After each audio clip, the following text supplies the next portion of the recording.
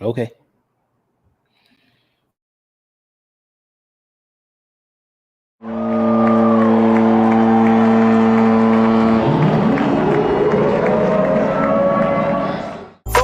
Faithful ride with me. Red and gold blooded to the day I die. Reppin' on a gang and it's all I bleed. Racking up dubs in my Levi jeans. And we run over the league with our whole team. Be that number one seed cause we ballin'. Putting in that work early in the morning. Super Bowl team and now these haters salty. On everybody, welcome to IE Sports Radio. I'm Niners Jess along with Ty Alston. Maddie B will be joining us shortly, and your girl Bex may or may not be with us tonight, but we are the East Coast Red and Gold. What's going on, Ty? None much. Having a good day. How are you doing? I'm doing well. It's Wednesday. Happy Wednesday. It's March 20th. Have a lot to talk about. Exactly. But before we get into it, just remember that Planet Jerky premium beef brisket jerky is out there on the market, ready for you to purchase some. You know, Planet Jerky is the official jerky of the 2022 California League champion Lake Eisner Storm Single A affiliate of the San Diego Padres. It's an all brisket jerky. It has gluten-free options, contains no MSG, no sodium nitrate, it's low in sugar and high in protein. Once again, a huge shout out to our sponsor, Planet Jerky, premium beef biscuit jerky. The jerky that's on a whole other planet. Yeah, and go to planetjerky.net and iesportsradio.com/East Coast Red and Gold to check us out. Indeed. So, slow news, not a lot going on. Boring week. Yep. Yeah, boring. Yeah, just boring.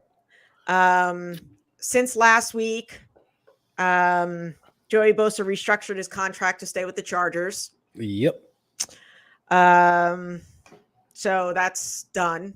Ray McCloud goes to Atlanta. Who do you think is going to be returning kicks for us? I think they got to draft somebody or get someone either in this round of free agency or in the back half round of free agency. Because right now, there is no kick returner. Although Danny Gray did return some kicks in college. So maybe they give him an opportunity. Maybe that's the way he can make his presence felt on the team. Who knows? But I see them either drafting someone or bringing someone in after the draft. Because we know how important that position is. I mean, we know from the Super Bowl how important the position is. So, yeah. Melissa read my mind. What about Ronnie Bell? We saw Ronnie Bell out there returning kicks. He's not a kick returner. He means well. He plays hard. He gives it his all, but he is not a returner. So we need someone who has plenty of experience doing it and can make things happen. Yeah, I agree with you. And I'm not so sure I even want Danny Gray back there, to be honest. Yeah, that's what I'm saying. I'm thinking they bring in some guys. They really draft a guy and bring in maybe two guys, like in the back half of free agency where you get guys cheap and see who can fill the void. Hey, is that? Shout out to everybody in the chat. You guys are awesome. Thanks for joining us. Rob D says, didn't Bell drop a few? He did. There were some questionable moments, some shaky moments out there. So, yeah. Yeah, to say the least. Demetrius Flanagan Fowles is back. Yep. Special teamer. John Feliciano is back. Yep. Which I think is huge. Yep. I think that's a big signing as well. Keep the O-line intact. Now, sticking with the O-line, do you think that this will be a better year for Spencer Burford? I think it can be. Poor Spence hasn't gotten a fair shake because they haven't allowed him to play a full season. It's that swap them in and out thing that they've been doing. First, it was him and Brunskill. Now, last season, it was him and Feliciano. It's like, hey, you got to let him play. Because when he did get consistent playing time, he played well. You didn't have any complaints about Spencer Burford. But it's that whole back and forth thing. It's like, how can he get into a groove? How can he get continuity, with his center and tackle if he's in and out of the lineup? It's unfair to him. So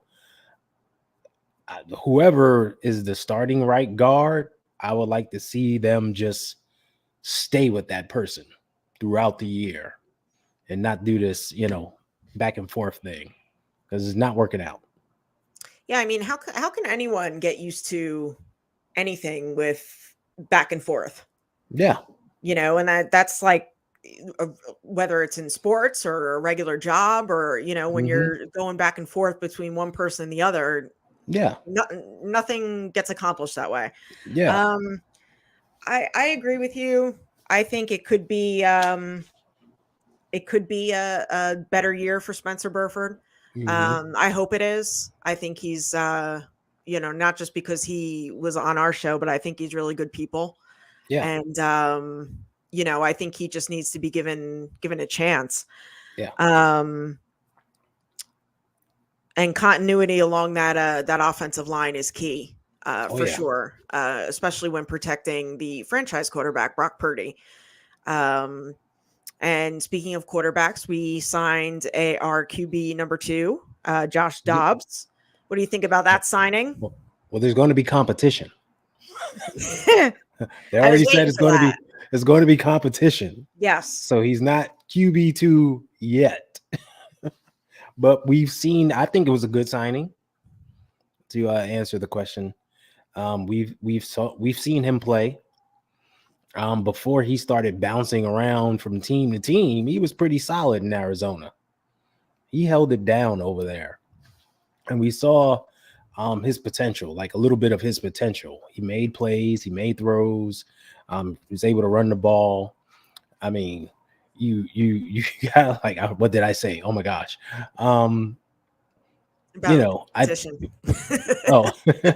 He's we know he's super smart, so I don't have any doubt that he'll pick up the offense, learn the playbook.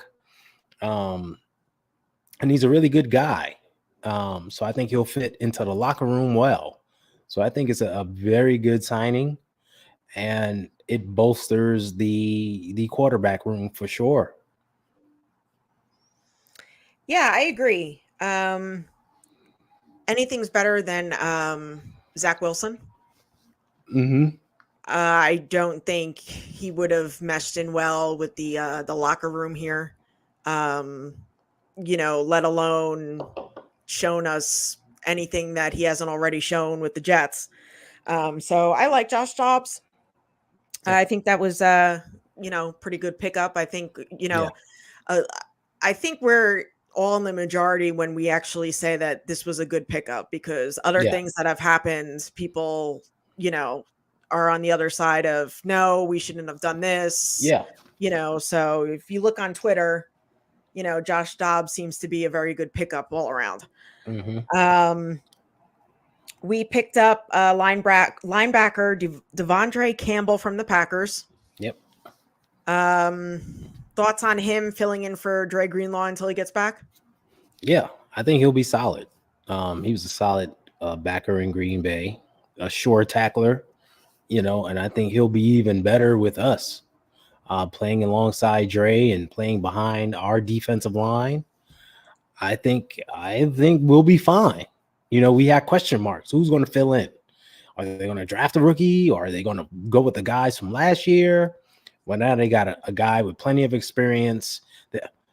My God, Steve-O. A guy with plenty of experience who can get in here and provide some thump, provide some power. Hopefully, I don't know if he'll be as good as Dre, but we know he can play well. And I think the linebacker core will be sound with him. So I think that was another, solid pickup by the front office. And here goes the shirt. I'm repping for the ladies. There you go. They're all here. All my peoples. It's a very cool shirt. And we got Maddie joining us. What's going on there? The usual. My Mac is just like, I don't recognize you. I don't know who you are. Just go away. I'm like, come on, buddy. Like, it's you. It's me. It's like, I've nope, used nope. you I before. don't know who you are. I don't know. I'm not sure. So I'm on an iPad right now, which is great. Okay. But the good news is we have this thing called technology, and the pods work with everything. So There you go. It Hello, is not friends. a show unless Maddie has technical difficulties, and now we lost Ty. like a Maddie comes in, See? Ty See, goes there you go. out. There we go. Ty's back. My goodness. Ty's back. What'd you do, Ty? Unbelievable.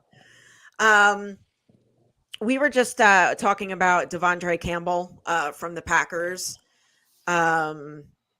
What are your thoughts on adding him until Dre Greenlaw gets back? To me, Devondre Campbell is like a guy that he's like an 85 Mustang, right? He's got the 5.0 engine, everything's good. And then you let your friend come in, instead of leaving him in the garage, he like leaves it outside the garage underneath the shed thing. So there's a little rust that gets in there. It's not really utilized right, taken care of right. Things don't go all that well. And now you can bring it back into your shop, right? And get everything fixed up the way you want it. That to me is exactly what he is. And he's got a major chip on his shoulder too. There's one big key that I have noticed with a lot of the folks that have come in here. They all have major chips on their shoulders. And that's the type of attitude that's needed. So hello, Tony. I did not get a shirt for you. I feel terrible about that now. Next time, Maddie. All right, Maddie, for 2 seasons, you've been banging the table for Leonard Floyd. So I am going to give you the floor, and you tell us about how he can help this 49ers team. Go ahead. Welcome to the Maddie B Show, everybody. Oh, my goodness. First off, why didn't we just do this last year? Like, at the end of the day, like we did this rotating pile of things. Like Chase Young was good, but he did not live up to what he used to be. You look at Cleveland Farrell did good. He set the edge right. Randy Gregory had some moments, but Leonard Floyd's just consistent. He has as many sacks as Nick Bosa last year for a hell of a lot less. Right? Say whatever you want about that. But stats are stats. Like that's just how it goes. So, huge signing, major signing. He wants to be here. This reminds me of when they signed Ricky Jackson, Richard Dent, right in that vicinity, right before the '94 season. Like Leonard Floyd's like sneaky good. That's a really good one. To me, that's almost as good as getting Hargrave last year. It may end up better because he may have more sacks, a little more impact. So I really like what they're doing to this defense. I really like the fact that they self-scouted and they understood that this defense was not going to get it done. It definitely slipped last year. You can blame whoever the hell you want for that. I think there's a lot of blame to go around. So anybody that wants to just throw it on Steve Wilkes needs to calm the hell down a little bit. But there was definitely some issues last year. And I also think a lot of that was personnel. So I think they're getting in the right type of people this year. And now all they got to do to top that defense off, okay? And stop me if you guys have heard this one before. They need another defensive back, like a chippy one, right? I don't know, maybe a guy from Buffalo or Xavier Howard or somebody like that. Or what about like a Patrick Surtain? Or no, because unless here's the deal, I would love it, but they're going to want 2 first-round picks, Kyle's dog, a DeBartolo family compound. Like we don't need that. Like no, like it's going to be too much. Like honestly, I think Latavius White or Xavier Howard, I think their side. What you need. It's what you can use, what you can get away with without risking the future. Because guys, we need to hit every draft pick. Okay. No pressure, right? And that never happens. But like we need to have one of those like 1986 drafts where like Charles Haley and John Taylor show up. Like we need big impact. This needs to be like an over 50% sort of draft. So yeah, just to get back to the Leonard Floyd thing, like that is exactly the move that I've wanted. I've wanted it for a long time, and it was the best move because it really didn't cost you anything. Like, you're going to lose a comp pick, right? Whatever. We'll get another comp pick back for something else. So no big deal. That was perfect. It was perfect move. Yeah, it definitely was. Yeah. Ty, Stevo wants to know how you decided the order of names on your shirt. Just named them out. There was no, I just started naming names and then kind of flowed off the tongue that way. So there you go. I just went with it. First instinct. All right. So we also signed Chase Lucas, special teamer, DB from the Lions. Mm-hmm. John Feliciano is back, which we had already touched on, Maddie, before you signed on. I wanted to ask you about Spencer Burford. Do you think this will be a better year for Spencer Burford? Yes. I mean, just a full year kind of under his belt, like offensive line, like what's the word I'm looking for? Growth, maturity, things of that nature. Like, that takes a lot, man. Like, they're asking you to do way more things in the pros than they're asking you to do at UTSA, okay? Or even U of A or even U of M, frankly, right? Like, there are going to be some pro style concepts, but I can tell you right now, they may have like 1% of like a Shanahan play in there. I assure you, they don't have the whole book, okay? And I would be terrified if I was a football player and I didn't really know X's and O's, and Mike and like Mike Shanahan and Kyle Shanahan and Bill Walsh, like, those coaches would scare the absolute hell out of me because they are expecting you to be prepared and know what your assignment is all the time, right? So I think that's kind of where this is, and I think we saw it in the Super Bowl last year, did we not? Like, yes, it was a crappy time to have to learn a lesson, right? But he did learn that lesson. I guarantee you that won't happen to him again. And I promise you, it will come up in a big situation and he will swat it away like a fly and we won't even notice it. So I continue to hope that all of these lumps that we're taking are leading us to something, right? Leading us to good things. So I choose to continue to believe that, even if my hope is starting to tatter a little bit. I continue to think those things. So yeah, I do think Burford's better. I think him and Feliciano will hash out whatever. And I'm sure behind the scenes, Burford's like, yeah, you're right, dog. Just don't say that. So yeah. Chris Conley is back. Now this was kind of interesting at cornerback because this kind of raised a couple of questions about Mooney Ward, Diamador Lenore. They're both going into the last year of both of their respective deals. Yep. Isaac Yiadom from the Saints. Last year for New Orleans.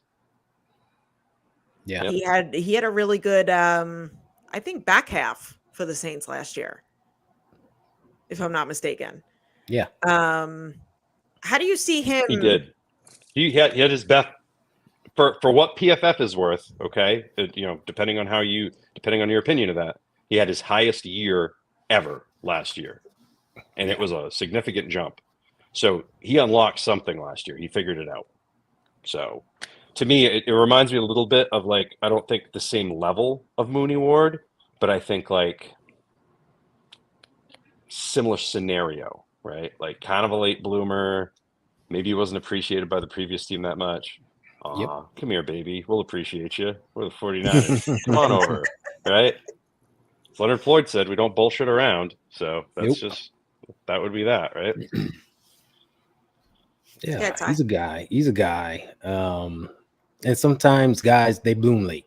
Sometimes it just clicks in all of a sudden and they get it and they start playing well. He seems to be one of those guys.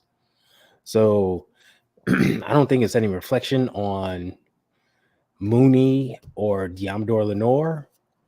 We needed a third corner. whether he can play outside or slot. We needed another guy, right? So I think they saw, hey, this guy has plenty of experience. He had a high PBU rate. He's not allowing catches. Let's bring him in. And if he could be that other outside corner, we can keep Demo in the slot. That strengthens, our corners. And we're fine that way. So I think this is another solid move by this team. I agree. I mean, there hasn't been splash signings, if you will. But I think we've done enough. I think our defensive line looks a hell of a lot better than it did going into last season. What do you guys think? Yeah, one of the problems with the team, everybody says, "Oh, the defense is different. The defense is different." And Matt touched on it a bit ago. It's the depth, and we talked about it just a little bit last week. It's the depth. We were heavy in the quality front of lines. that depth. Yeah, and the quality of that depth. We were heavy up front, but when guys would come off the field, it's like, oh man, I hope he doesn't mess up.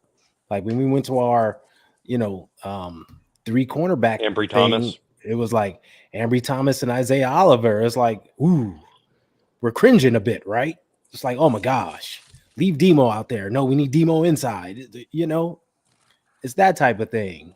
When Cleveland Farrell came off the field, it's like, oh, who's taking his place? When, anybody from the D-line They never came off replaced the him. field, it's like, No. oh, never. No. So I think they saw that and said, all right, instead of one big splash, let's just get a whole bunch of guys that can really fill this roster, not only up front, but in the back as well. So they just, if you notice, they signed a whole bunch of guys to like short contracts.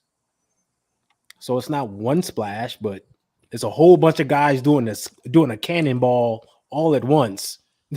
That makes up the big splash. And I think that's a much smarter move because it makes your roster so much stronger. So I'm on board with that. And you asked about a player specifically. Who was it? I'm rambling.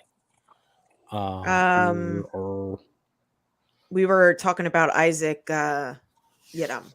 Yeah, and Isaac Yiadom, yeah. Like I mentioned, it doesn't reflect on the other guys. I think it just strengthens, the DBs and, bring him in and have some competition with the young guys and see who's going to be that third corner. Damon Lenore isn't going anywhere. We know how he is. We know how good he is. So he's fine this season. Kelly Young also said, don't forget about Darrell Luter Jr. as well. Yeah, they were high on him last year, and he got injured. So there's going to be competition for that third corner spot. I'm not ruling out Samuel Womack either. I'll do anything to get Luter off of special teams. So, yeah. Well, they noticed the lack of depth on special teams as well. So that's why you see these special team signings, dudes that are good in coverage. Because we saw how many big runs we gave up. They're recognizing, all right, we got a lot of holes to fill. Let's fill them. Let's do this thing smart.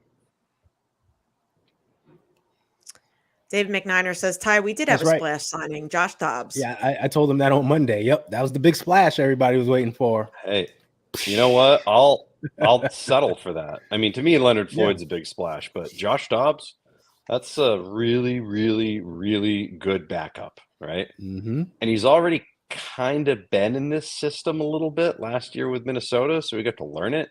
Now he gets an entire off season to digest the Shanahan playbook. And fun fact, this guy's just an astrophysicist or something. So, and he's athletic. Very smart guy. Very smart guy. Seems very durable. So I think it's a good move. And you have to have 3 quarterbacks nowadays. You have to. There's no choice. We have seen. I am never living in a non-3 quarterback world again. Okay, that's it. That's where we're at. Draft 1, 2 while you're at it. Put them on the practice squad. I give a rat's ass. Keep as many quarterbacks as possible because I never want to be in a situation again where there are no quarterbacks because I've seen it. And don't tell me it can't happen because I've seen it multiple times in my life. Certainly folks. can. Okay.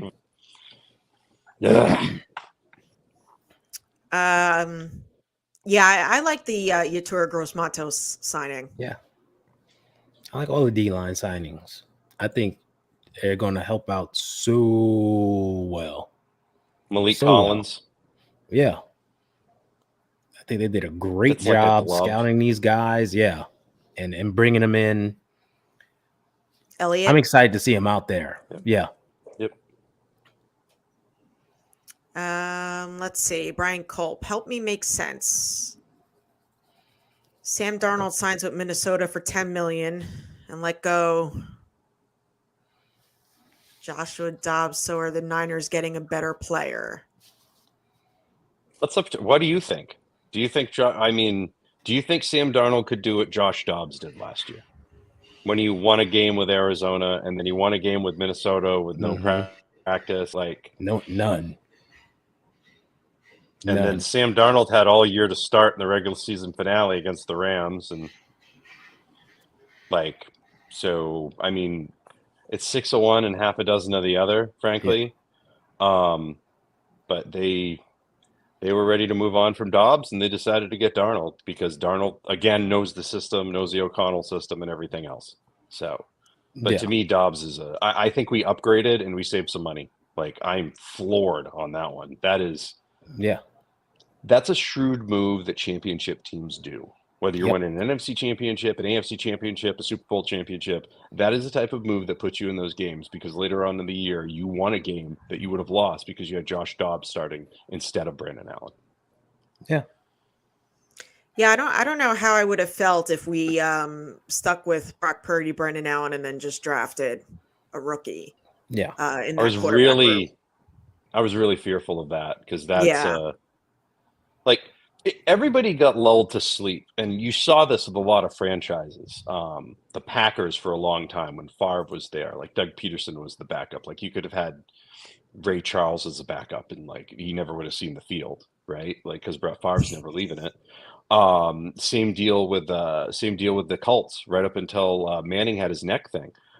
Manning's never letting somebody else take a snap. You know what I mean? Like, I love to ask people, like, who are the backup quarterbacks in the Colts? And they're like, I'm like, right, because you never freaking saw him, right? Because Peyton Manning was there. Yeah. So you get into this thing, you're like, oh, well, I can do something with this third roster spot. I can get all fancy. Well, that's not the case nowadays. Even with quarterbacks protected and everything else, like, you just can't do it. It's a passing league, and you need to have that emergency quarterback there if there's an emergency. But your emergency quarterback should be competent, right? Like, there's different levels of competency. Do I think Brandon Allen could win us a football game? Yes. But he'd probably win us a football game similar to how Brian Hoyer used to lose his football games, where he kept us really close and then would do something stupid at the end, right? Yeah. So you've got that level of backup, or you've got the level of backup, say, like Steve Bono, or Frank Reich and Jim Kelly is another good example. Yep. Anytime Frank Reich was called on, he usually delivered. Don Strock used to deliver. Earl Morrall delivered. Steve Grogan used to deliver for the Patriots all the time as a backup quarterback. They'd call him out. You'd see it often. You'd see them pull the, let's go get the backup quarterback. You don't want that, and you're never going to have that with Purdy. But like, if something happens to him and he gets hurt, he does have a tendency to, get blasted on occasion. And he did have to miss a few plays last year in specific scenarios. I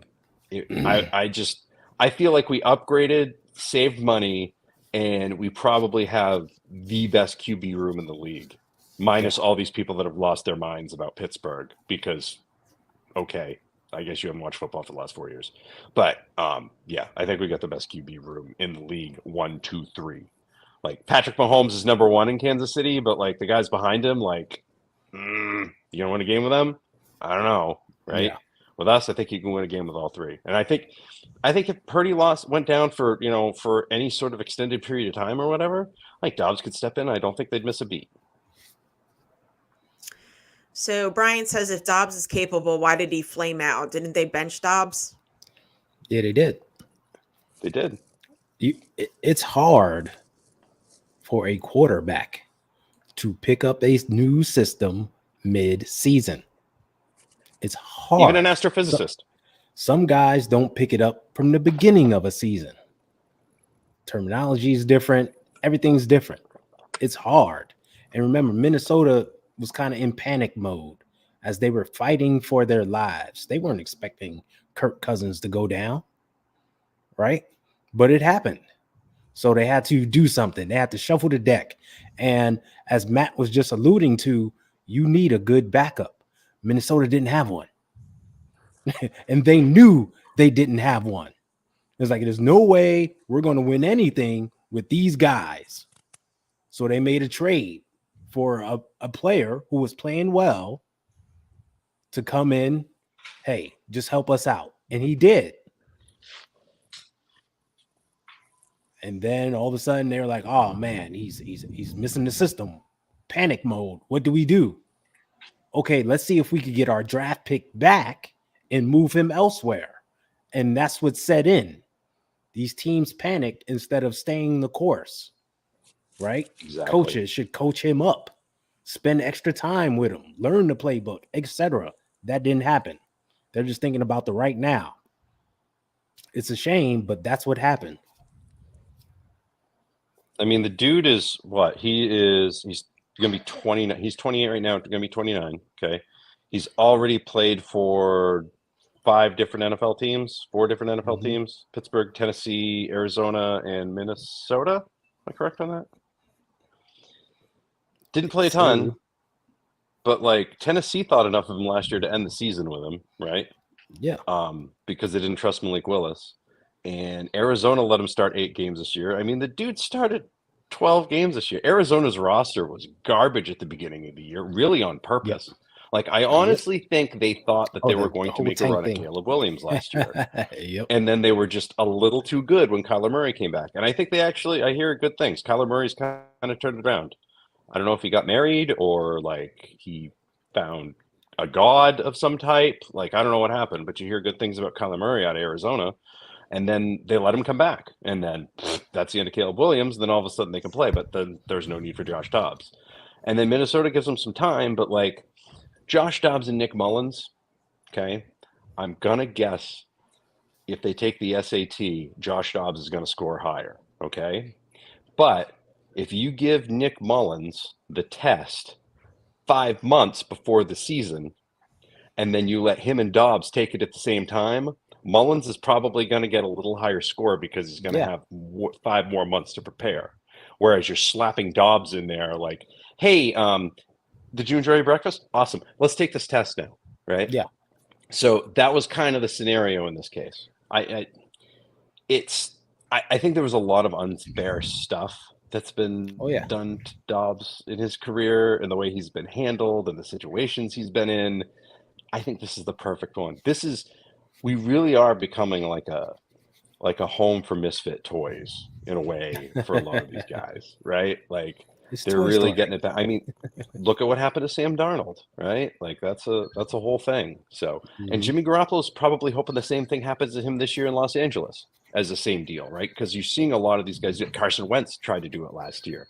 They saw what Baker Mayfield did, and they're like, I can do that. I can do that. Of course I can do that. So that's what a lot of this is. And they know that they're one snap away from taking over. So, like I said, this is stroke of genius. Like I've never been so excited about a backup quarterback in my life, and I never hope to see him. But if we do, I'm going to feel confident for the first time in a very, very long time.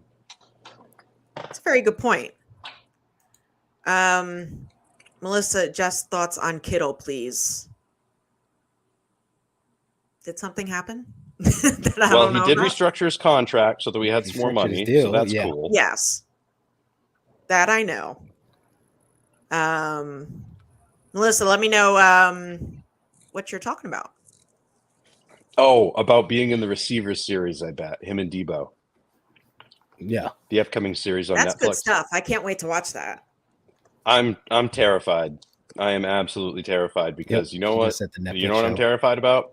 What? I'll tell you what I'm terrified about. We're gonna have to rewatch that Super Bowl and like get it rehashed all over again. You know that's what they're gonna go to. Yeah. All over again. Did anybody, this is not 49ers related, but if you compare it to what they just did for that 10-part thing on the Patriots, if anybody took the time to watch that, they literally skipped over, I don't know, about 14 years, right? That's like a 20-year dynasty. Do you think maybe you could throw in more than 6 years in there? Nope. They talked about Aaron Hernandez, right? They Mhm. talked about like the Brady Belichick drama. Like they really focused on every negative piece of anything that you could possibly find, and that was it. And I feel like that's how these shows are kind of set up. And even when they're not set up like that, that's what the people who are watching them are looking for. And then they Yeah. take it and twist it and amplify it on social media as such. I am very concerned about this. I hope it goes really well. But at the end of the day, I hate this stuff. Hate it. You read any of Bill Walsh's books, he used to hate it too. Like he wants you on the field, not doing stuff off the field. Like I appreciate it, but like I really wish our guys weren't doing this until after they won a Super Bowl. Then go do Well, all of them. I don't care. But like drives me nuts. well, And I love quarterback was Georgie well, Debo. and it wasn't negative. It wasn't all. Ooh, it wasn't cringy. It was well done, and probably because Peyton Manning's in charge. This is one of his Yeah. projects, Mhm. so he's going to protect the players, not show them in a negative I light. hope so. I So hope so. I got good vibes for receiver. I think there's not focused on receivers at all. You know, everything or every show seems to be about the quarterback. Here we Yeah. are. We get one about receivers, so we get to see them in a different light. And it's cool that George Kittle is included, you know, being a tight end.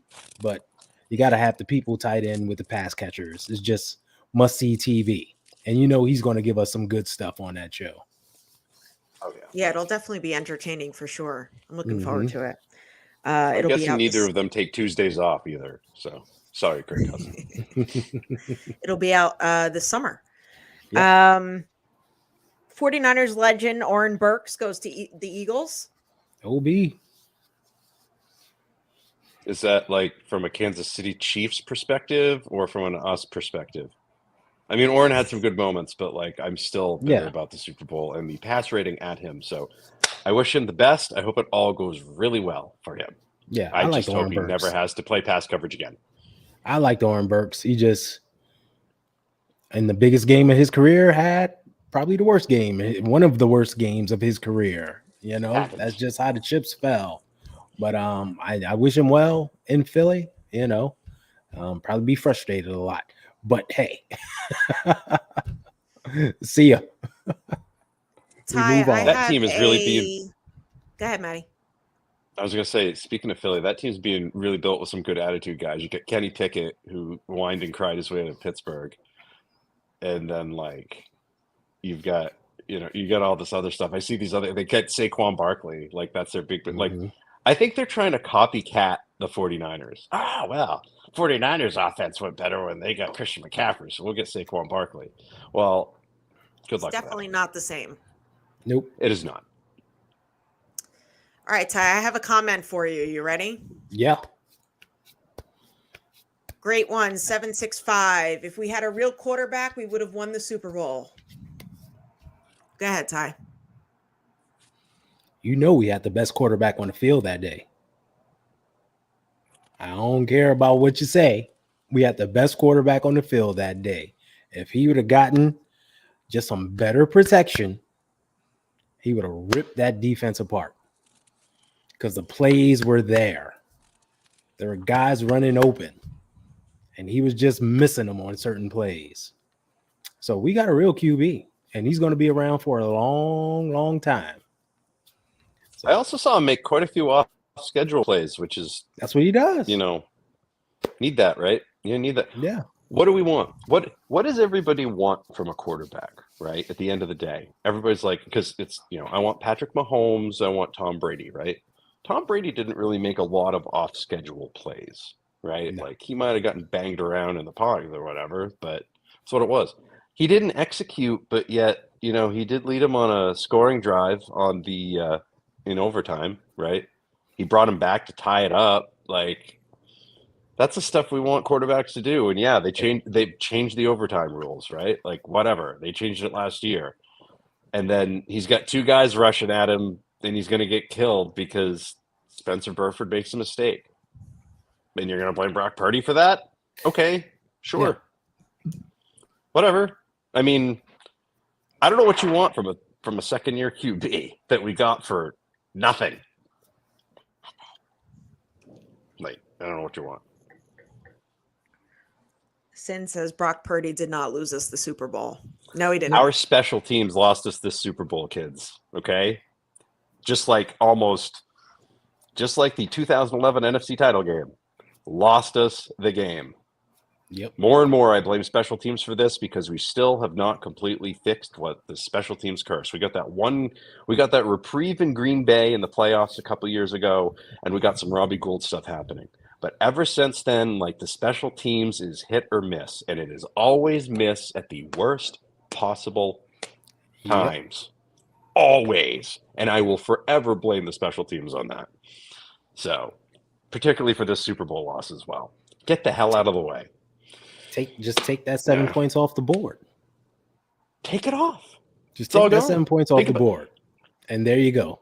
There's your ball game. Done. That's it. We're all celebrating. I want them to go.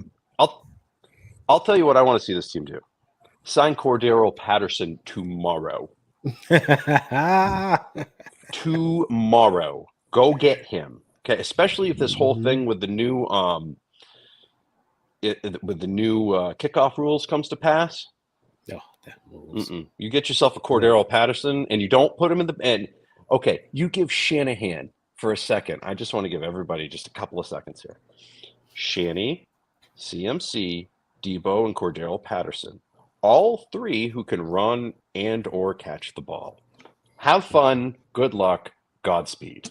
Put them all Also, in the Sin makes a backfield. great point about Greenlaw here. The Greenlaw injury was huge Yeah. because it allowed Oren Burks to get into the game more, and we saw what happened at that point. And they picked on him. I appreciate I appreciate your thought on that. And you know what? You may be right. He may never win a Super Bowl, but we'll see. I think he will. I think we're in a pretty good position, Yeah. to be honest. I think this is the best quarterback we've had since Steve Young retired. So Yeah. The position is solidified. And as I've been saying all season long, he is ascending. He is just getting better and better. And you take away that fumble and you give him just one more block in the key moment, just one more block. And we got another touchdown on the board. That simple. yeah, that CMC fumble was ridiculous. That's clearly Brock. How Yeah. dare you, Brock Yeah. Purdy? Like, How dare you, Brock? SOB causing CMC to fumble. Yeah. Shame on you. Maddie, Melissa wants to know how are these guys going to tackle and not get hurt if they outlaw the hip drop tackle on running backs? Instead of tackling them up top, they're going to go down bottom and they're going to end up tripping them. I think the NFLPA is just fighting it because a lot of their defensive players are like, can you please help us? But at the end of the day, this has got to come out of the game because too many people have been getting hurt on plays like this. They got rid of the horse collar, and this is basically just kind of a modified horse collar. And it's gotten worse. And and with the way specifically, we got really lucky last year that Christian McCaffrey didn't miss games with it. That Debo Samuel didn't miss games with it. Because each one of them were victimized by hip drop tackles. Like, if this was Mean Girls and it's like, how many of you have been victimized by hip drop tackles? I guarantee you many of the 49ers offense would have to raise their hands. Okay. Right in the gymnasium. So this is something about keeping those guys healthy. Yeah, I worry about it with our defense because our defense sometimes tends to forget what the actual rules are and that it is 2024 and not 1984, which again, I appreciate because you kind of want those mean dog mentalities. But you also don't want those, 15-yard penalties. So you kind of draw and strike that balance there. So I don't think it's going to affect us that much because our team doesn't really tackle like that. No. So I'm not worried about it. I've seen it. Like Pollard broke his leg like that, and it wasn't so much that it was a hip drop; it was just that his leg got planted. His leg got So caught. Yeah. And you're not going to be able to outlaw those. My major concern about the rule, as there is with every rule, is that it's going to be misinterpreted at the wrong time by the wrong guy, and nobody's going to overturn it. Because once again, we have a concept for a rule, right? Are they really going to go through? Are they going to follow through with it? Is everybody going to understand what a hip drop tackle is before the season? Or where we just is it gonna be one of those deals where we get 5 games into it and there are so many hip drop tackles that they're just like, oops, it really is gonna have to be blatant now. You know what I mean? Like, those are the things I worry about. Like, I appreciate safety in the game and stuff like that, but at the end of the day, unless you're putting these guys in bubble wrap or some of those air flyer things, like, you can't protect them from everything. So when does it stop, I guess?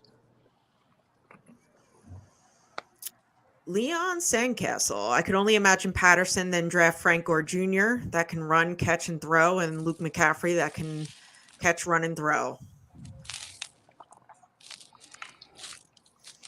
Lad McConkey. Give me some Lad McConkey in the slot, bro. Oh, man. Let's go 4 wide with Lad McConkey in the slot. Yep. And then you have Jawan Jennings on an inside slant, and then you send BA and Debo wherever you want them. Man, Jennings would have been the Super Bowl MVP if we won. Super Bowl MVP. He was the man out there. I agree with your greatness. Jennings and Dobbs. Defense definitely did their job. Yes, they did. 100%.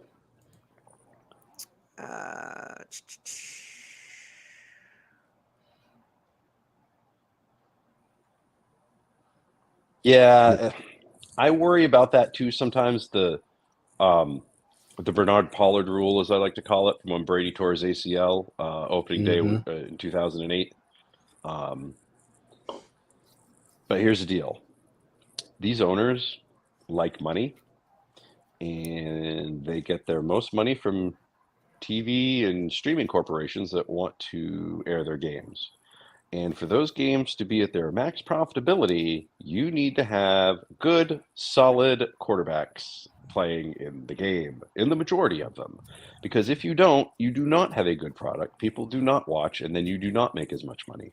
And then you do not have a super yacht off the coast of Texas or off the Virginia coast so that they can't serve you with a warrant. These are true stories and things that owners have actually done, folks.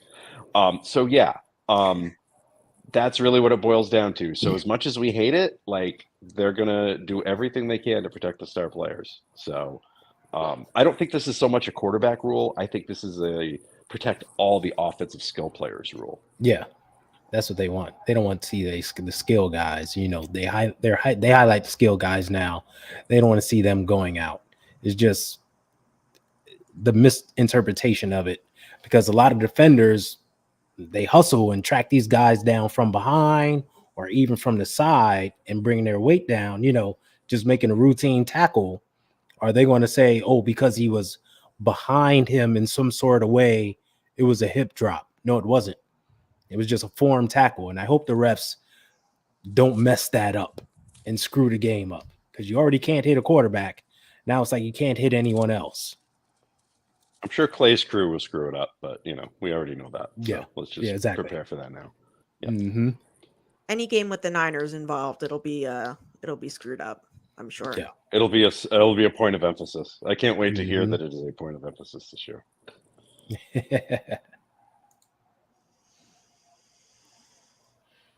So it's Purdy's fault. Burford didn't block. Yeah, of course it was. Yep, of course it was. Of course it's his fault. He should have called out that protection. He should have seen it. Yeah, actually, he did. It's just Burford reacted wrong. Like, he should have stiff armed him, then threw the touchdown. Yeah. That's what you know. What we saw that Josh Allen stiff arming Aaron Donald picture this week, so we all just raised our bar, right? Also, thank you so much, Aaron Donald. I didn't need it this year, so I don't really like the Rams as a whole, nor do I consider them a threat. But the annoying part is they lucked their ass into a Super Bowl 2 years ago because Jimmy Ward decided to get dropsies. And Jimmy Garoppolo was held together at that point with duct tape and chicken wire, if I remember correctly. Yeah. So, and they did not trust Trey Lance to take over the team, even though he was healthy, but he really wasn't healthy because his finger was broken. So, yep, there was really that dastardly lack of depth in the QB room hit us again.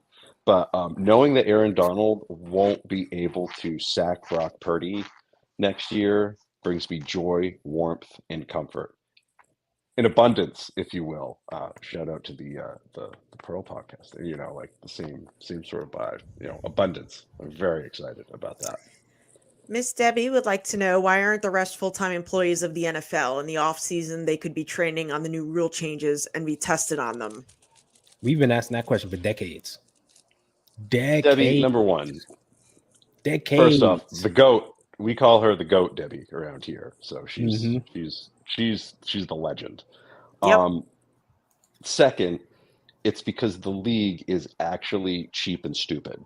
Okay. Yeah. Do you realize that they don't vet these guys? I've done some research on this, and especially with the legalization of sports gambling. Do you realize that they don't vet any of these referees' accounts? And you're thinking to yourself, oh, I don't want anybody with a bank account. When you're in something like this, there needs to be a trigger that if you get a 1.5, 2 million thing, like there's usually laws and there's other sports Yeah. or wherever, like this stuff is investigated. There's thorough background checks. There's everything else, right? Not quite as thorough as you think it is. A lot of these guys are, doing criminal law until Thursday, or being an athletic recreation director Yeah. until Thursday. And then they're flying to the airport in the city the weekend of the game. They're meeting with the teams at the airport, league officials at the airport. They're sequestered away from everybody. And they're basically there for the weekend. They do the game and leave, right? They're not watching film on Monday. They'll get a report, but like the report isn't so much what you did wrong, what you did right. It's more like what the league says you did right and what you Yeah. did wrong, right? And then that's how it is. They absolutely could be, Debbie. They Yeah. absolutely could be 100%. Like I don't think that's a deal where like there's fake people in there and I-9s and fake identifications or anything like that. I don't think anything like that's happening. But they're not vetted nearly as seriously as they should be for an industry like this, especially in the arena of organized gambling. It is only going to take one Tim Donaghy style NFL official, just one, to question the sanctity of this game.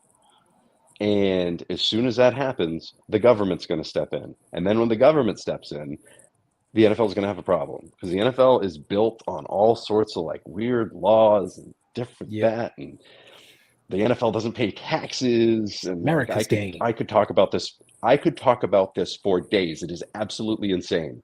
But as soon as you get the government involved in something like that, everything gets blown up, right? Government doesn't like you. They're coming after you. So that's how it's going to be. And if you do something to make them not like you, and let's say some senator's son loses $500,000 because there's a terrible hip drop tackle call in the Super Bowl, and it just turns out that official was absolutely in the tank. Yep. He made some money.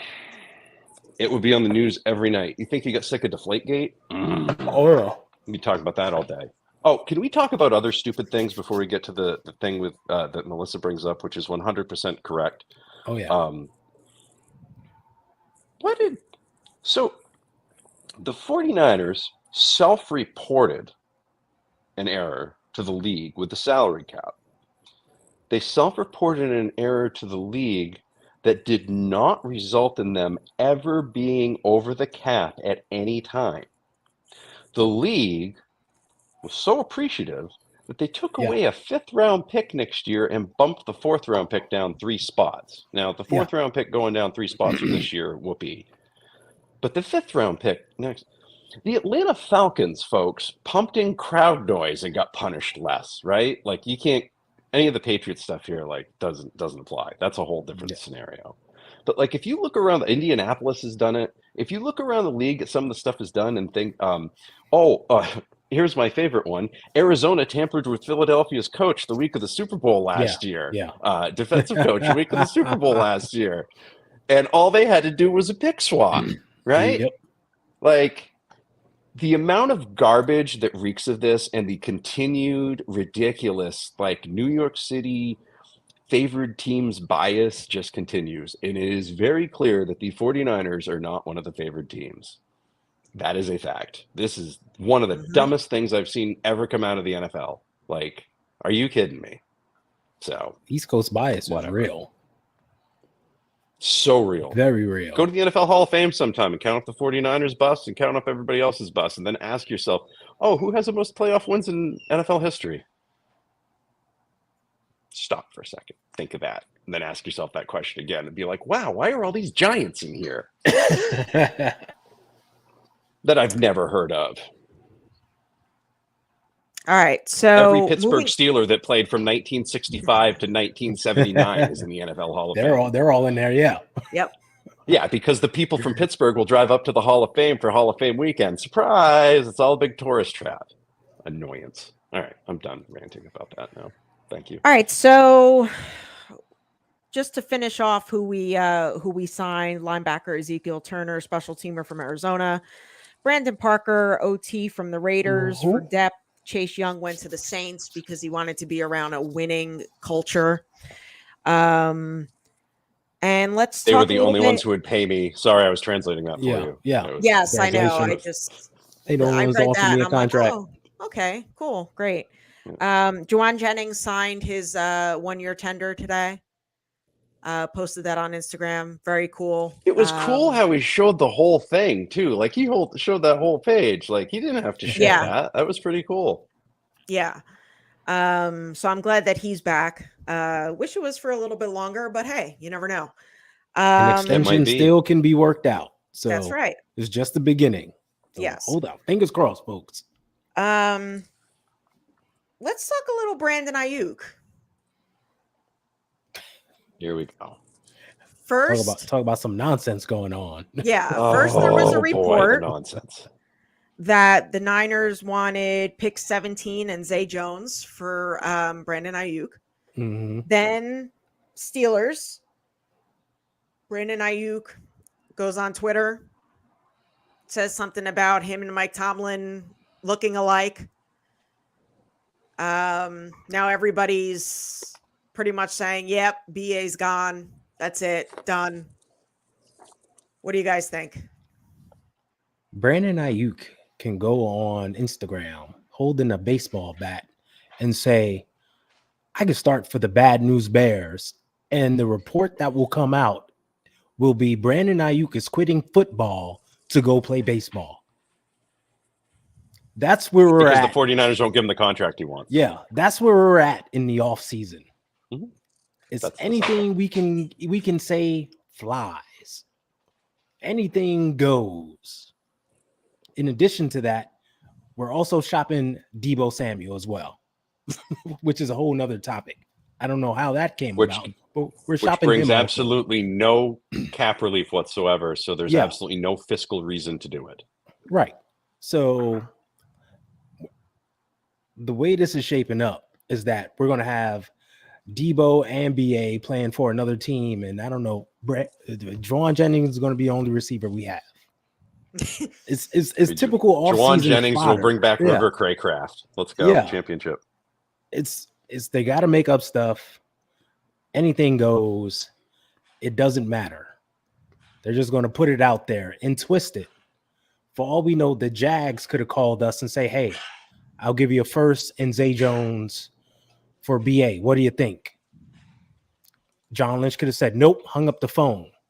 A reporter gets wind of that and just completely twists it. The 49ers called the Jags and said, this is what they wanted. Because it gets more headlines, right? Which team gets more headlines? The 49ers or the Jaguars? Hello. That's the way the offseason goes. And like Brandon Ayuk just playing around on Instagram. Hey, Mike Tomlin. They said we look alike. Oh, all of a sudden he wants to go to Pittsburgh. And now they're showing pictures of a random guy at a Hertz car rental center picking up a car. And they're like, look, it's BA in Pittsburgh. Yeah. And on the sign, it literally says Hertz Boston. Like, you can't make this stuff up. It's crazy, the stuff we got to go through in the off season. But I think it's just typical fodder to feed the tabloids, to feed the headlines for clicks and views. That's all it is. It's the same thing that we had with Deebo last year. I mean, there was a lot, or 2 years ago, year before, yeah. There's a lot that goes on in the off season, just kind of, just all this crap. Remember the Jets were trading for him. Yeah. The Patriots were interested in him. He was going to this team. You couldn't make this stuff up. I mean, Time out. I could just stop everybody right now, and I'm just gonna. I want to help. I want to help all of our friends, okay? Because I live up here in Maine, and this is really Patriots country, and so this is if I go anywhere, this is all I hear about, and anybody will ask me about. Outside of what do you think of Brock Purdy every time they see me. And also, I don't know if have you guys gone out in public recently and had people just be like, "Oh, I was really rooting for you guys in the Super Bowl." yes. Oh yeah, all the time. Have you been stopped? Yes. I have been All the stopped time. an inordinate amount of times, guys. Like Yes. we really did become America's team during the Super Bowl. I think Yeah. even in the All the time. loss, it's really bizarre. Mhm. People Mhm. really, really like our franchise, and I've never been stopped like that before. But I assure you, the New England Patriots are not going to be trading for a good wide receiver because they have not had a good wide receiver since Randy Moss fell into Yep. their lap. Okay, like they got lucky with Edelman, which was great. Troy Brown. Last time they drafted anybody before that was like consistent, like Hall of Fame worthy, was Stanley Morgan, and that was in the 70s. Terry Oh, Glenn had a Stanley chance, but he was Morgan was a out good of his one. mind and couldn't stay Yeah. healthy. Yeah. So that is a receiver needy franchise, and they're a mess right now. They are a mess, and they're going to be a mess for a long time. Things are starting to settle back down. I feel like the Patriots are going to not be good for a very long time. The 49ers are going to be good for a long time. Like all will be right in the universe. They just need to get that 6th Lombardi, and then I think all is equal again. But if you hear the phrase, the Patriots are interested in trading for blank, blank, blank receiver, and it's not somebody that plays special teams or was a wide receiver 3 like KJ Osborne, then the answer is no, they're not going to get them. Okay? Because nobody wants them there. Nobody knows who the quarterback is outside of Jacoby Brissett. Nobody wants to play in the cold. Don't have a lot of receivers wanting to go to Green Bay either. Fun fact. So, does Ayuk get traded or not? No. It's typical. The whole a star player in the last year of his contract.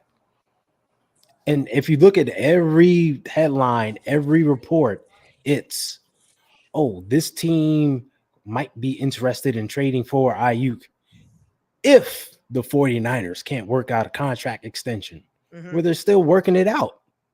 We know what this team does. They're not going to get a contract extension done now. If they do, we'll all be pleasantly surprised. But we know this thing is going to go a while. So it's always if it doesn't happen. If a team on Mars could trade for Brandon Ayuk, if the 49ers, that's the way it goes. It's all the typical fodder. We do this every year. Remember last year with Nick Bosa? Mhm. It was, the team could look to trade him if they don't work out a contract extension. Meanwhile, we found out behind the scenes, they was just going back and forth, trying to work out that number. And that was a little bit more difficult because Nick was coming off Defensive Player of the Year honors.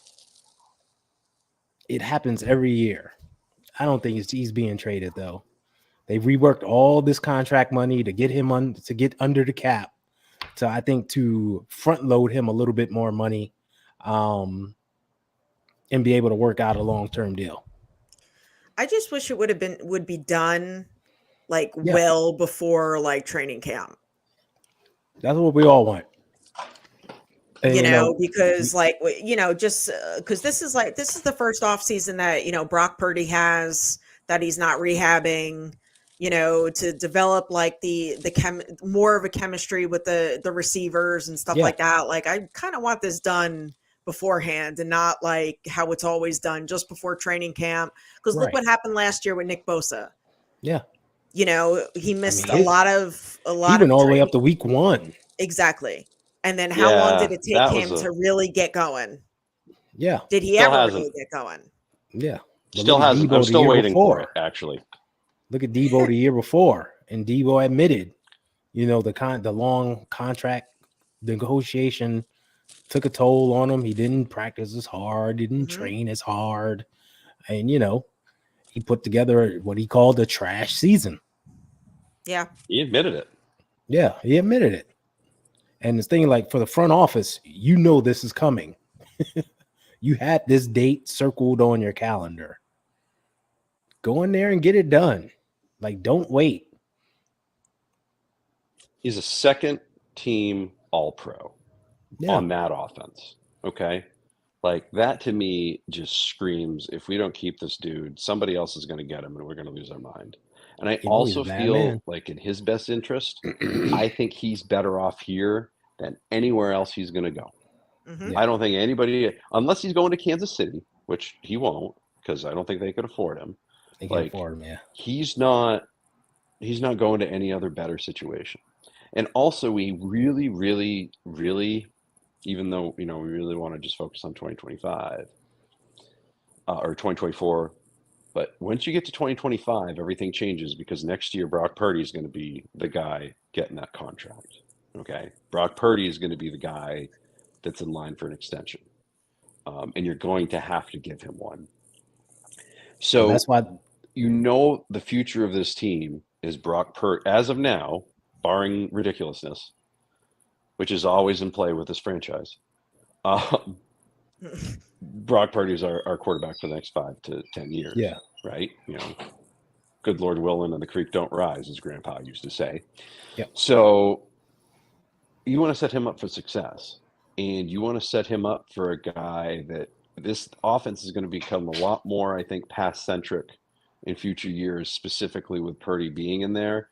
And just to Jess's point, I don't want him missing any reps with Brandon Ayuk. I don't want Brandon Ayuk missing any reps with him. We have already seen what happens. And this is a franchise that tells you all the time how much they care about the mental health of their players, right? We've heard it. Remember the stuff with Richard Sherman and everything else, right? We care about our players' mental health. We care about our players' mental health. If you care about your players' mental health, get this shit done in June and stop dicking around until July or August to get it done, because it creates a load of stress and anxiety that takes forever for all of these guys to recover from. Nick Bosa still hasn't recovered from it. Did you watch any of the combine this year? A little bit. Or watch interviews with anybody? Everybody asked who you style your game after. Do you know how many defensive ends, pass rushers, stuff like that? Do you know how many I heard them say Nick Bosa? And I heard a lot of them. I listened to like 20, 25. Zero. You know how many I heard say they were moderate? They base their game off of like Max Crosby. I'd say about 20. I'd say about 85, 90%. If you're the highest paid defensive end in the game, you better show up on that list once. Somebody better be modeled in their game after you. So make it happen. Yeah. Miss Deb just put up something that I was going to mention. The connection between Brandon and BA and Brock is real. And I remember going back to 2020, 2021, when Brock first took over and came in. One of the first thing I noticed is when BA had those one-on-ones on the outside, Brock was throwing him the ball. Brock was like, oh, that's my guy. I know he's going to beat your guy. I'm putting it out there for him. Screw the wide open guy coming underneath. You're going deep one-on-one with him. I'm going to him. And that was a connection we've all been waiting for. So I'm like, okay, I'm with you, Matt. Don't screw this up.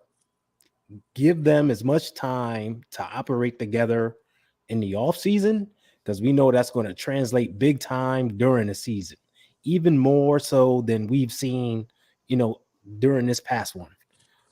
They're going to do nothing but go up and be great together. And this franchise has a history of quarterback and receiver being great together, right? Number one QB and number one wide receiver being great together. Yep. Hello, make it happen. We've seen where that connection can take us. Don't screw this up. Tennessee still hasn't replaced A.J. Brown. They thought they did 3 times. They still haven't, right? DeAndre Hopkins is decent, but he is, what at this point in his career, DeAndre Hopkins is not ascending up like A.J. Brown was. That Titans team probably wouldn't be in a rebuild, and Mike Vrabel would still have a job if A.J. Brown was still there. You can't just go out and replace receivers. Yes, I know The freaking Vikings did it. They got rid of Diggs and they drafted Justin Jefferson. Mhm. Some teams can just draft the next guy. They just know Yeah. it. Okay. Let me give you an example. The Chargers thought Quentin Johnston was the guy last year. I'm going to break this down for you. He is not so far. Break it down. Okay. He was not impactful. Like, you know what I mean? For as many quarterback and wide receiver hits as you get in the first round, man, they're impactful. You know, for the CJ Strouds and the Jamar Chases and the Justin Jeffersons and the Randy Mosses, the ones that just take off in their rookie year, and you're like, oh my God, these guys are naturals. There's about, I don't know, 80% of the other ones that take 2 to 3 years to really make anything of themselves. So, you know, you can't lose BA. He knows the offense. He works hard in this offense. He probably knows it inside and out, probably knows it better, knows it as good as the quarterbacks. And the other thing that he has with Brock Purdy is he has the ability to know where to go when Brock Purdy goes on off-schedule plays. And that is a major, major thing that you sometimes just can't coach, right? You have to have that connection. Deb mentioned it. Ty's mentioned it. Jess has mentioned it. You have to have that connection, and they have that connection. We all have that one friend or that one person, right? Mhm. Or, you know, I've got 2 of them here that I know if I'm in a room with them and we hear someone say something, we can just look at each other and I can be like, can you just believe he said that? And you'll be like, yeah, I can't believe he said that. But we're just doing it with our eyes, right? That's the same connection that Brandon Ayuk and Brock Purdy have. Mhm. And I want to see more of it. I do not want to see anything else. And no, Patrick Mahomes and the Kansas City Chiefs did not replace their wide receivers. Okay. No, absolutely I don't know not. if you watched, I don't That know offense is how not much the of the same. Chiefs season you watched this year, but their receivers were wild, hot garbage. Okay. Their offense did not get going in that game until Dre Greenlaw got hurt and Travis Kelce could be the number 1 pass catcher. They went to Soon the as he tight could be end, the number 1 not pass the receiver. catcher, exactly. I said that's why I said it as pass catcher. But their receivers were, you know, Marcus Valdez-Scantling finally played one good game this year. Like he kind of got it together for the playoffs after crapping his pants multiple times this year. Justin Watson was just a guy. Kadarius Toney couldn't even get anything. So, nope, I don't think so. Yeah. And you cannot let Brandon Ayuk go after that catch against Detroit. Like that, even like just aside of everything else, you really want that dude going somewhere else? I don't think so. You're not replacing him right away. And if you do, like you're gonna have to pay dearly for it. So Mhm. and he's 14 million guaranteed this year. You sign him Yeah. to an extension, they can lower that cap number down They and lower create that. money. So Yeah. Yep. that's not a problem here. So and like I said, this is the biggest thing. You need to focus on this year and you need to be able to focus on the future because one of those 2 receivers is going to be gone after next year. It's going to be Debo or it's going to be BA. My guess is it's going to be Debo. Not because of anything that he's done, but just I think the way this offense is going to start to evolve, BA and Purdy, BA to VP, VP to BA, like that's going to be the thing for the next few years. Brock is 24, BA is 25. They can be around in this organization for a long time. Yep. Putting up gaudy numbers and winning a lot of games. With 6 combined years of NFL experience, and Brock played all 4 years of college, and I think BA played 4 years of college too, right? At Arizona, yeah. So yeah. So now you're looking at 8 years of big time college as well. These guys didn't just come out of like North Dakota State and play 4 games. Say whatever you want. Whatever you do at the next, you need reps. I don't care what it is, but you need to master one level and then get to the next level. And these were guys that did very well at the last level, right? Especially in their respective schools and situations they were in. They weren't in power conferences, but they clearly learned how to play the game. And they both adapted well to the system, even with BA being in the doghouse, right? For that 1 year. Even with Purdy coming in and being Mr. Irrelevant, being the last guy in the draft, even though he already had free agent contract all signed up with the Vikings. So, which would have paid him more than being the 7th round pick. But yeah. So, but hey, BA just turned 26 on St. That's Patrick's right. His Day. birthday Well, just okay, passed. My bad. Yeah. He just turned 26. It's all good. My But bad. like, I totally forgot. That's still pretty damn good. Yeah. That's pretty damn but good. Yeah, but you know, he's hitting his prime years, you know, and by the time his quarterback's his contract's up, you know, he may be ready to go do something else or whatever. But I'm thinking 5 years, and then whatever the APY can be to make him close to the top receiver, right? He's not Yeah. an elite receiver. I don't think you can give him like highest paid receiver in the league. But No. top 10, top 5. Oh yeah, I'm cool most with that. definitely. I agree with that. All right. And with that, let's go to our hurry up offense and the 2-minute warning. All right, you caught me off guard. There Sorry. you go. Ty, you're up. Shout out to the ladies of the Niners. We're Crush Wednesday. It's all about you guys. Holding the fan base down, holding the team down, talking sense on the socials. I see you, I recognize you, and I thank you for all that you do. We got the coolest fan base on earth, and it's led by, people like that lady right there. That's all I'm saying. That's all I gotta say, truly. She dragged my old ass out of mothballs, so you can either like praise her or like celebrate her for that. That's entirely up to you. It's your call. But That's it. That's all you got, man. Oh, was it my turn? Yes. Oh it is. no, I was following up on Ty. Ty's done. Nah, Okay, go. yeah, Go. all right, You can yeah. go. Listen, to whoever's watching this from the 49ers, John, and I'm saying this to you, John Lynch, because first name basis. Told you Leonard Floyd last year, and I would just like you to go back and watch your tape from last year and then ask yourself how much better this defense would have been if Leonard Floyd had been on the other side the entire year. Thank you for rectifying the mistake, and for God's sakes, just listen to me. I'm available for consulting, and I will send you the lightest invoice. Okay, just please, Lightest invoice. please. Don't let's not go cheap on the opposite side of the defensive end line again. That's no good. Shout out to the chat. You guys were awesome tonight. Thank you for everybody Fantastic who was, as always. Yes, thank you for everybody who was just tuning in. And next week we have the coach coming on. He's he goes on with Larry Kruger every Saturday morning. So I'm excited for that. He's gonna come on and we're gonna talk everything 49ers. And as always, like and subscribe and go Niners. And we will see you next week, same time. Have a good one, everybody.